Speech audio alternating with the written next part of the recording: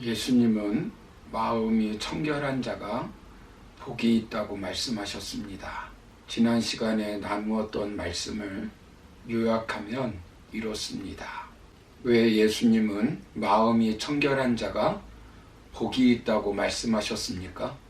먼저는 마음은 생명과 밀접한 관계가 있기 때문이고, 두 번째는 하나님의 관심은 마음에 있기 때문입니다.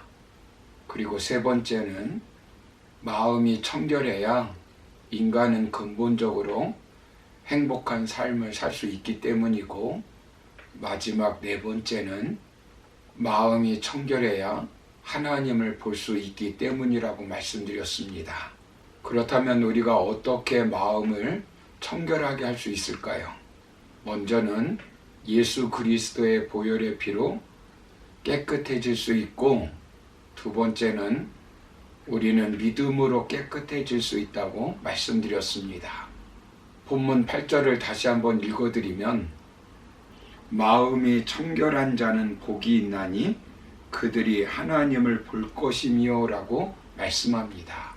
마음이 청결한 자는 하나님을 보게 되는 복이 있다는 것입니다.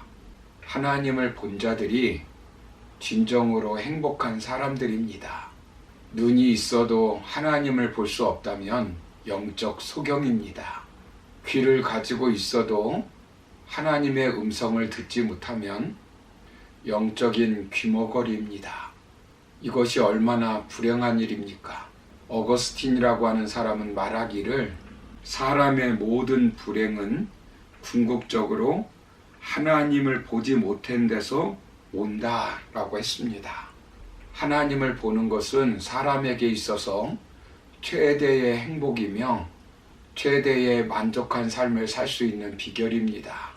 하나님을 볼 수 없는 것이 인간에게 있어서 가장 큰 불행입니다. 여기서부터 인간의 절망이 시작됩니다. 인류의 조상이었던 아담과 하와가 에덴 동산에서 살면서 하나님을 뵙는 동안에는 매우 행복한 삶을 살았습니다. 그러나 그들이 에덴 동산에서 쫓겨나 하나님을 볼 수 없게 되자 행복이 다 사라졌습니다.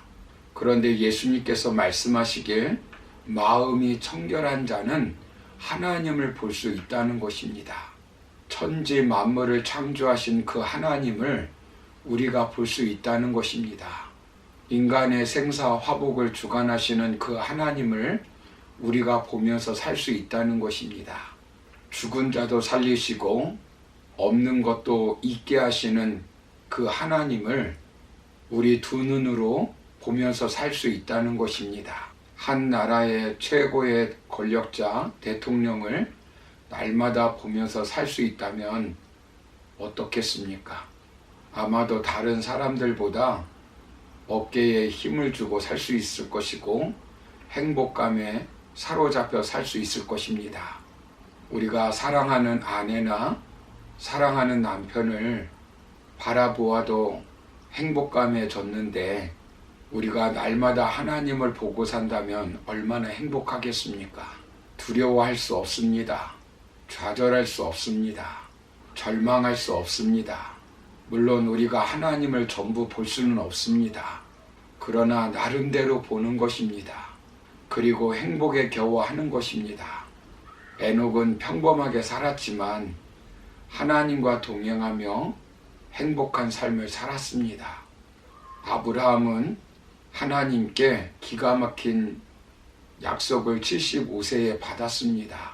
내가 너에게 아들을 주마. 그리고 너에게 주는 그 아들을 통해서 전 세계 사람들이 복을 받을 것이다 라고 약속의 말씀을 주셨습니다. 아브라함은 이 약속을 받은 후 25년 동안 기다렸습니다. 여러분, 아브라함은 하나님의 어떤 부분을 보았을까요? 로마서 4장 17절을 보시면, 약속하신 그것을 능히 이루실 줄 아는 하나님이라고 고백하고 있습니다. 아브라함은 언약의 하나님, 신실하신 하나님, 성실하신 하나님을 보았을 것입니다. 야곱도 파란만장한 인생을 살았지만 하나님과 함께하며 행복하게 살았습니다. 다윗은 조금 다릅니다. 600여 명의 추종자들과 함께 정치적 망명 생활을 하였습니다. 눈만 뜨면 산으로 들어가야 하고 먹을 것을 걱정해야만 했습니다. 그런 상황에서 다윗의 눈에 보인 하나님은 목자이신 하나님, 만군의 여호와 하나님이셨습니다. 여호와는 나의 목자시니 내게 부족함이 없으리로다 라고 고백합니다. 뿐만 아니라 다윗은 방패가 되신 하나님이라고 고백합니다. 백인이 한 번도 밟지 못한 땅 아프리카에 들어가서 복음을 전한 위대한 선교사 리빙스턴은 하나님이 어떤 분이라고 고백합니까? 내가 세상 끝날까지 너와 함께 있으리라고 하는 그 귀한 말씀을 통해서 임마누엘의 하나님이 함께 하신 것을 보게 되었습니다. 여러분은 어떤 하나님을 보시며 살고 있습니까? 위대한 설교자 스펄전 목사님은 하나님이라고 하는 주제가 우리에게 크나큰 위안이 된다면서 이런 감격적인 말을 하였습니다. 오 그리스도를 묵상하는 것에는 모든 상처를 치유하는 치유제가 있습니다. 하나님 아버지를 명상하는 것에는 모든 슬픔을 근절시켜 주는 것이 있습니다. 성령의 가마력 안에는 모든 아픈 것을 잊게 해주는 진통제가 있습니다. 여러분의 슬픔을 잊고자 합니까? 여러분의 염려를 잊고 싶습니까?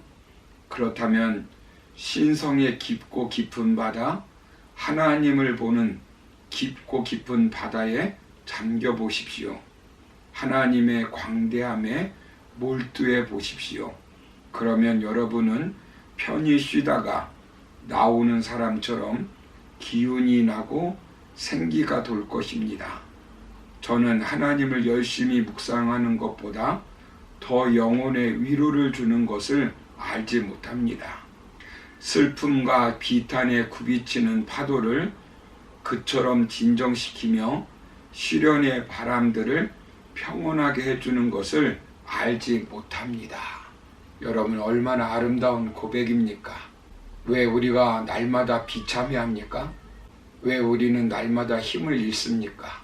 왜 우리는 날마다 포기하고 싶습니까? 왜 우리는 무기력합니까? 왜 우리는 기쁨이 없습니까? 왜 우리는 행복하지 못합니까? 왜 우리는 만족이 없습니까? 왜 우리는 불평과 불만으로 살아가고 있습니까? 왜 우리는 두려워합니까? 왜 우리는 근심과 걱정의 노예가 되어 있습니까? 돈이 없어서입니까? 능력이 없어서입니까? 전능하신 하나님을 보지 못하기 때문입니다. 세상만 바라보지 마십시오. 사람을 바라보지 마십시오. 세상만 바라보면 세상에 속고 사람만 바라보면 사람에게 실망합니다. 하나님을 보십시오. 하나님을 가까이 보십시오. 그것이 우리가 승리할 수 있는 비결이고 행복해지는 비결입니다. 우리가 이 땅에서 만족하며 기뻐하며 살 수 있는 비결입니다. 여러분 믿음의 주여 온전케 하신 예수님을 바라보시기 바랍니다. 아무리 세상이 요동치고 환경이 어려울지라도 우리는 요동치 않을 것입니다. 모진 풍파 속에서 하나님을 우리는 더 깊이 알 수 있을 것입니다. 마음이 청결한 자가 참으로 복이 있습니다. 그러므로 우리는 이미 마음이 깨끗하여졌으니 그 깨끗함을 지키고 죄를 지었을 때는 회개함으로 하나님을 더욱 가까이 하는 삶을 삶으로 하나님의 놀라운 역사를 체험하며 살아가는 저와 여러분의 삶이 되기를 주님의 이름으로 축원합니다. 감사합니다.